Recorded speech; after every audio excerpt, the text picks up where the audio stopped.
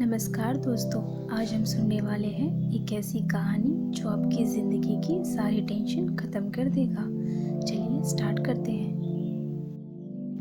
एक व्यक्ति काफ़ी दिनों से चिंतित चल रहा था, जिसके कारण वो काफ़ी चिड़चिड़ा और तनाव में रहने लगा था।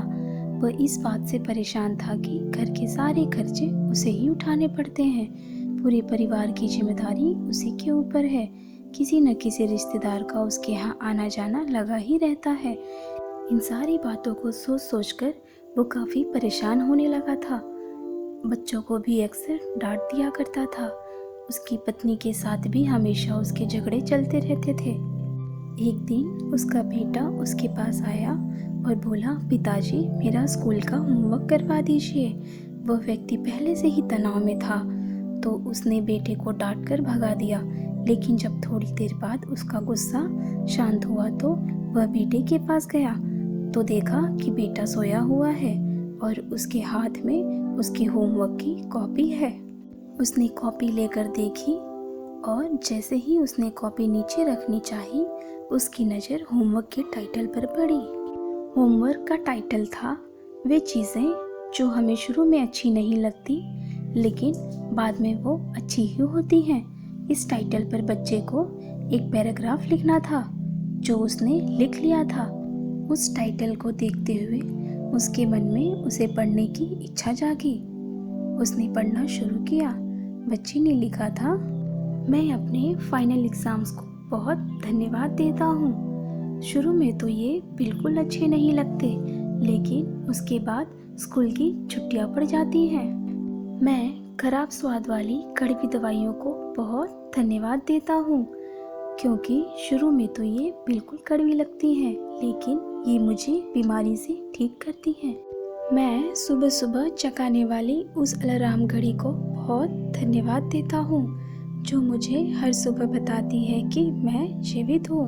मैं ईश्वर को भी बहुत धन्यवाद देता हूँ, जिसने मुझे इतने अच्छे पिता दिए, क्योंकि उनकी डांट मुझे शुरू में तो बहुत बुरी लगती है, लेकिन वे मेरे लिए खिलौने लाते हैं, मुझे घुमाने ले जाते हैं और मुझे अच्छी अच्छी चीज़ें खिलाते हैं। और मुझे इस बात की खुशी है कि मेरे पास पिता है, क्योंकि मेरे दोस्त सोहन के पास तो पिता ही नहीं है। बच्चे का होमवर्क पढ़ने के बाद वह व्यक्ति जैसे अचानक नींद से जाग गया हो। उसकी सोच बदल सी गई। बच्चे की लिखी बातें उसके दिमाग में बार बार घूम रही थी, खासकर वह लास्ट वाली लाइन। उसकी तो मानो जैसे नींद ही उड़ गई थी। फिर वह व्यक्ति थोड़ा शांत होकर एक जगह बैठ गया और अपनी सारी परेशानियों के बारे में सोचने लगा। मुझे घर के सारे खर्चे उठाने पड़ते हैं। इसका मतलब है कि मेरे पास घर है और ईश्वर की कृपा से मैं उन लोगों से बेहतर स्थिति में हूँ जिनके पास घर नहीं है। मुझे परिवार की जिम्मेदारी उठानी पड़ती है। इसका मतलब है कि मेरे पास परिवार है, बीवी बच्चे हैं और ईश्वर की कृपा से मैं उन लोगों से ज़्यादा खुशनसीब हूँ जिनके पास परिवार नहीं है और वे दुनिया में बिल्कुल अकेले हैं। मेरे यहाँ कोई न कोई मित्र या रिश्तेदार आता जाता रहता है। इसका मतलब है कि मेरी एक सामाजिक हैसियत है और मेरे पास मेरे सुख दुख में साथ देने वाले लोग हैं। हे मेरे भगवान, तेरा बहुत बहुत शुक्रिया। मुझे माफ़ करना, मैं तेरी कृपा को पहचान नहीं पाया। इसके बाद उसकी सोच एकदम से बदल गई। उसकी सारी परेशानी, सारी चिंता एकदम से जैसे खत्म हो गई। वह एकदम से बदल सा गया।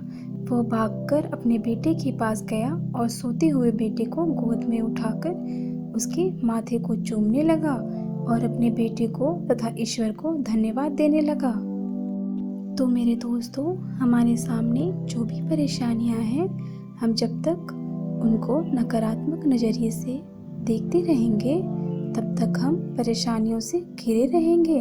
लेकिन जैसे ही हम उन चीज़ों को, उन्हीं परिस्थितियों को सकारात्मक नज़रिए से देखेंगे, हमारी सोच एकदम से बदल जाएगी। हमारी सारी चिंताएं, सारी परेशानियां, सारे तनाव एकदम से ख़त्म हो जाएंगे और हमें मुश्किलों से निकलने के लिए नए नए रास्ते भी नजर आएंगे। इसीलिए मेरे दोस्तों, सारी चीज़ों को सकारात्मक रूप से देखिए। आपके साथ सब कुछ बढ़िया होगा।